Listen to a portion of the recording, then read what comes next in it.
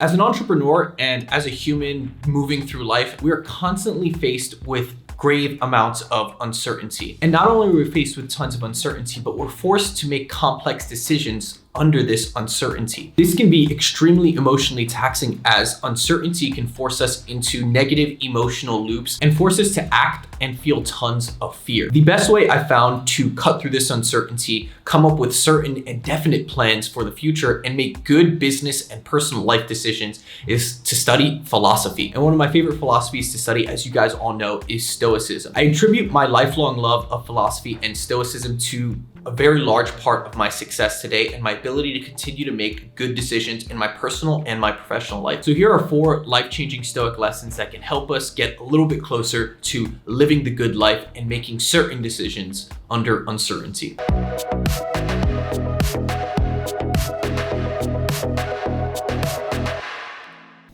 It is not the man who has too little, but the man who craves more that is poor. Seneca.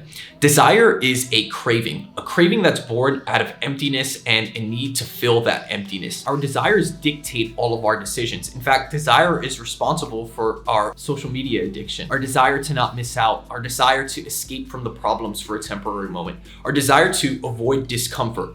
All of these desires lead us to burying ourselves in our phone screen, because in the moment, our desire to do what's comfortable and familiar is stronger than our desire to change. Desire can be a death sentence. Too much of it and you'll never be able to enjoy the things you have. But carefully constructed desire can also be an insane motivator. The desire to not waste your life. The desire to be the best you can be. Elon Musk's desire to make humans multiplanetary has him sending rockets to space as a private company, which was totally unheard of if you would have asked anyone even 1 or 2 decades ago. Now, desire isn't inherently bad, but if you aren't intentional with your desires, and I mean radically intentional, they'll run your life for you and put you in the passenger seat.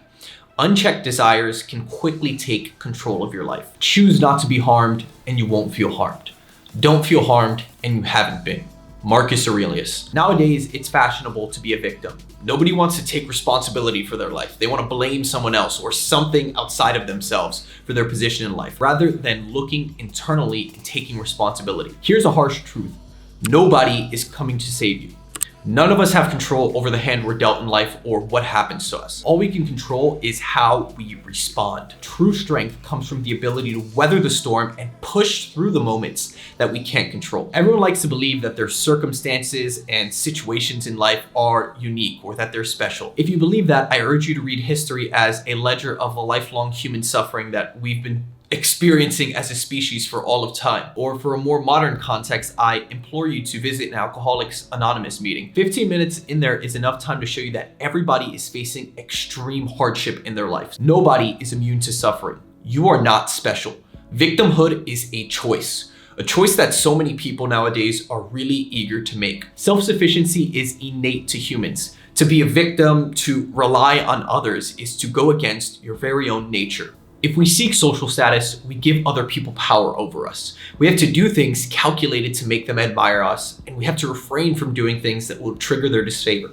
William B. Irvine. I spent my entire life pursuing social status. In fact, when I first started this very YouTube channel that you're watching me on, it was a purely egoic pursuit. I wanted people to respect me, to think I'm smart, to hold me in high regard. I was already financially free. I had dropped out of college, was plenty successful in my dating life, and had a small amount of fame thanks to my affiliation with Base Zeus. I had accomplished all the goals I set for myself, but I still wanted more. No matter how much I achieved, I wanted more. Every time I hit a new milestone, I'd be left with a feeling of emptiness.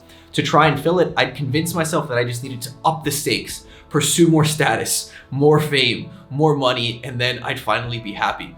It wasn't until I had a sudden ego-shattering moment that sent me to a spiraling rock bottom that I realized how out of touch and unintentional with my life I had been. Not only was I radically unhappy, but I wasn't living life for me. I was living my life for the approval of others. I was a clown, and I mean that literally. My life had become a performance for other people. It was a never-ending pursuit of status and prestige. Realizing this allowed me to approach my life with a newfound intentionality and focus on what I truly wanted, not what I wanted others to think of me. Indeed, pursuing pleasure, Seneca warns, is like pursuing a wild beast.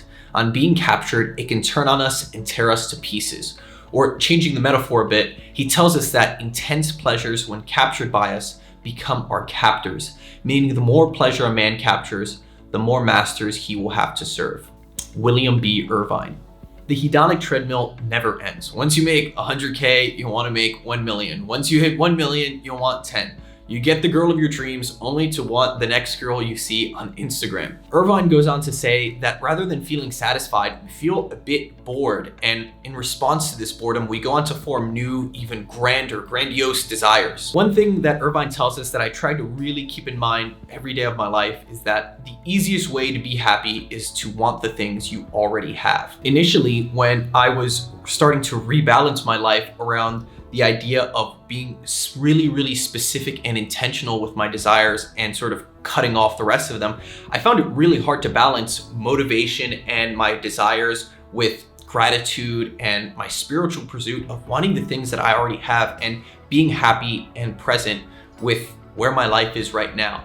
They may sound antithetical to one another, but I don't believe they are. In fact, now that I've become a lot more intentional about my desires and the things that I'd like to pursue, I can pursue them with a newfound rigor. I am more emotionally stable, I'm less anxious, I care way less what people think of me, and now all of those things allow me to pursue my goal even better than when I was certainly just pursuing status and prestige. Never underestimate the capacity for humans to achieve. We can walk and chew gum at the same time. We can want the things we already have, be grateful for them, and love the life we already live, but still want to accomplish more things. We can learn to be present and be grateful and love the things we already have, while also wanting to build a definite, optimistic, and better future for ourselves and the people around us. Nowadays, I find that my hustle and my grind doesn't come from a sense of scarcity where I feel like I need to be successful, I need to do these things, and so that I can elevate my status and become someone who's well regarded among people. Now I can pursue things from a place of abundance. I'm no longer operating out of fear. Instead, I'm more relaxed. I'm more focused. I'm no longer caught in these negative cycles of the things I need to accomplish, and I can just focus on the task at hand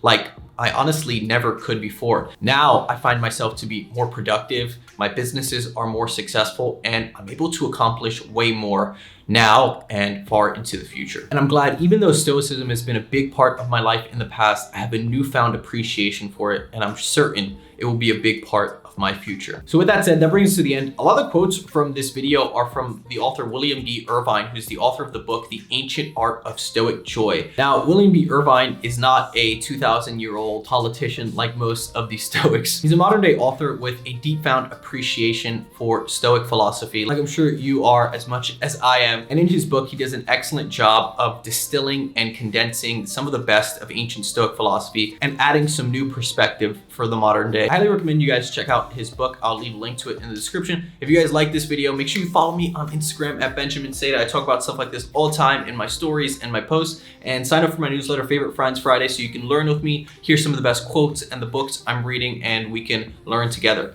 every single week, every single Friday. And let me know what you guys want to see from me. Leave a comment below, like, subscribe. You know the drill. I'll see you guys later.